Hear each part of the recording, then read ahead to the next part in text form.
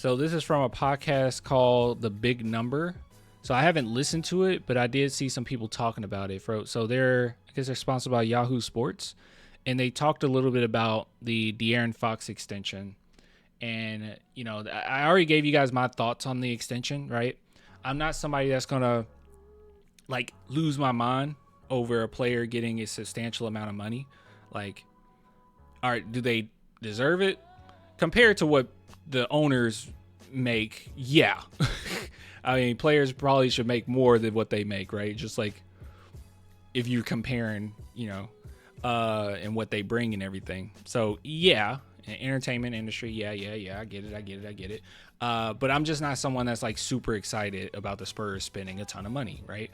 But I'm also someone that's not silly. I understand that Fox market value, I do believe he's worth that money. He's worth that extension. They already promised him that extension and that max. You're getting him throughout the best years. You're about to get the best years of him in his career. And if you've seen the best De'Aaron Fox thus far, he is worth it. He is one of the top point guards in the NBA when he is at the top of his game. And he literally just had a season, even with a pinky issue, just had a season where he made franchise history with the Kings with his 60-point game. He had like a 49-point game, and then he had a 60-point game like right after. Like he was really good, and he is really good.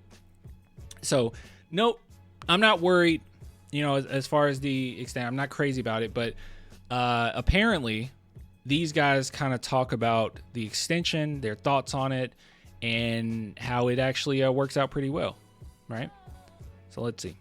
I figured out last year is like when you got Victor Wembanyama, top 5, top 10 player in the NBA who's getting paid less than the mid-level exception, you have basically all of this cap space to play with before that second contract kicks in. So next year, Victor Wembanyama is going to be making like $12 million, and the production that he's giving you is like a $70 million player. So you're going to be looking at like 70 million, those two?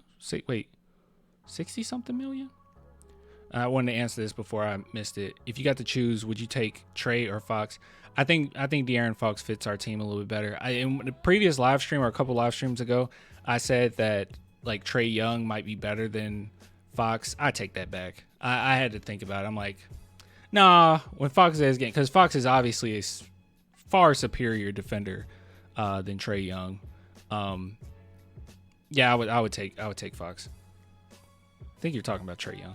There's all of this economic rent. Yeah, Trey is a better lob thrower. Or economic value that the Spurs are like, all right, when we got a player who's overplaying or overachieving his contract by $67 million, where do we go get that? Where do we go get a player to kind of fill in that cap room? And they found De'Aaron Fox, and he's going to make, $50 million next season when his extension kicks in. But if you combine the salary with Victor Wembanyama, it's going to be $67 million, which is something that alone is what some players are going to be making alone. One player is going to be making next season. So if you look at it from that perspective, well, Wemby's about to make more, but I get what he's saying. The first year of De'Aaron Fox extension, not this upcoming year, but the following season, they're going to be making $66 million combined. Jimmy Butler and Moses Moody in Golden State, $69 million combined. Anthony Davis and Caleb Martin, $68 million combined. Zach LaVine and Domantas Sabonis are going to be making $95 million combined. Oh my God. And by the way, I did mention this, people that say like, he's not worth this, he's not worth that. I think you're going to change your tune. I don't have to sit here and convince you. But if you go and you look at other players around the league and you see what they're making and how much value they bring, that's the main thing. And I also would say this, I wouldn't focus too much about the number. Okay. So like a lot of Spurs fans focus in on the number. I would more so focus in on the percentage of the cap that they're taking up, right? Don't focus too much on the money. I saw somebody try to compare, like, was it De'Aaron Fox or was it another? No, it was Devin Vassell. They tried to compare Devin Vassell and what he's making to Manu Ginobili. And it's like completely different time, completely different circumstance. Don't just compare the numbers.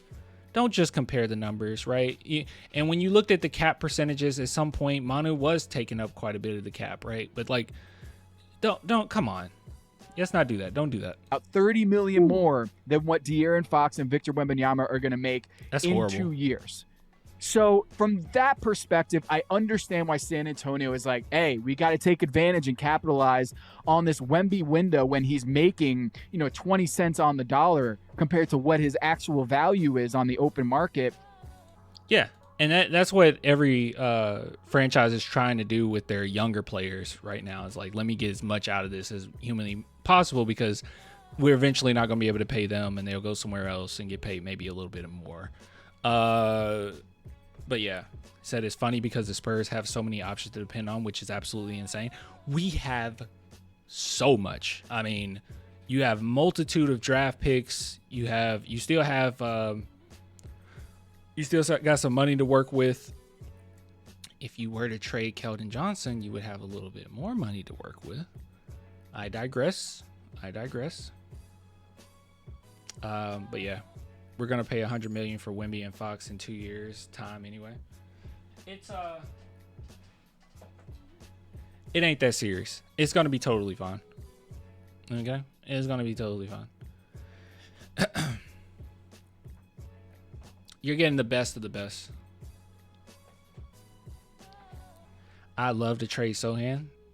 That's because you don't know ball. Hopefully we play on Halloween so we see what Wemby will dress up as this year. Well, we're definitely playing on Christmas. I guess we'll just wait and see how that goes. Good stuff, though. I think that's a pretty good response to that. And I think I really like trying to keep things in perspective. I had no idea about the Levine thing, y'all. What the heck? Jeez. How much of the cap are they taking up? Whew. That's rough. That's rough.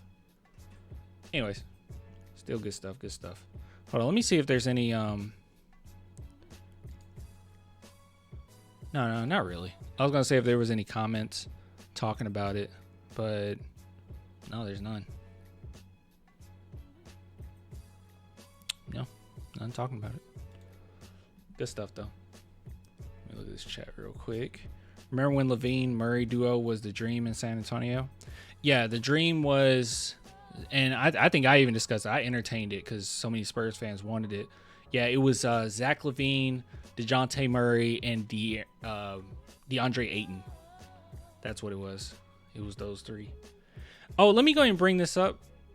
I didn't bring this up because it got copyright claimed, which I was struggling so much just to get it out because I couldn't edit.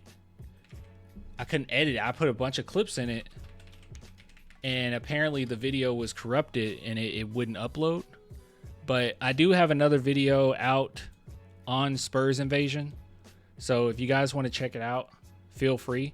But yeah, it didn't get too many views because it got shadow banned, right? That's just what happens when things are copyrighted. It got shadow banned. But if you guys want to support it nonetheless, please go over there and support it. I'm not down about the viewership. The other videos have done better, but that's because they weren't copyrighted. So what I'm going to start doing with these videos is, unfortunately, I won't be able to just put like actual footage in it because I don't want to get shadow banned. So what I'll do is just like find, workout footage. These are more discussions anyways. It doesn't matter. But I'll just put like more workout footage, stuff like that, things that might not be copyright claimed. And, I'll get my points across that way. But yeah, so you guys let me know what you think of it. Go watch it. But yeah, I was like, good God. I was like, how come they did me like that? But we're at 4,000 subscribers now, so that's cool.